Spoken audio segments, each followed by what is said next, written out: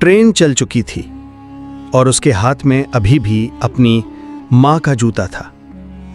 कहता है पाकिस्तान बन गया, लेकिन अम्मी वहीं प्लेटफॉर्म पर रह गईं। रावलपिंडी रेलवे स्टेशन का एक पुराना बेंच, रोज वहां एक बूढ़ा शख्स आ बैठता है। सर पे सफेद जालीदार टोपी, हाथ में प्लास्टिक की थैली जिसमें सिर्फ एक पुराना मिट्टी से अटा हुआ जूता रखा होता है।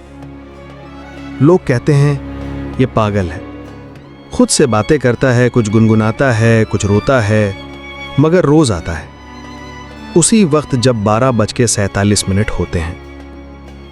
कहता है यही वक्त था जब ट्रेन चली थी। उस दिन भी वो आया था।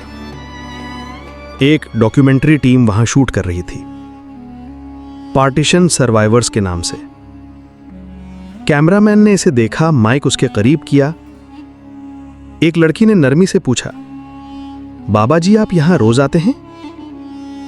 बूढ़े ने सर उठाया, आंसुओं से भीगी आंखें, होंठ कपकपाते हुए गोया हुए, बेटा अम्मी वहीं प्लेटफॉर्म पर रह गई थीं। मैंने हाथ पकड़ा था उनका, पर धक्कम पेल थी, मैं छूट गया।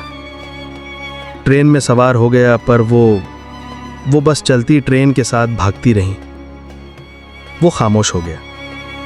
थैली से जूता निकाला जैसे कोई कीमती खजाना हो।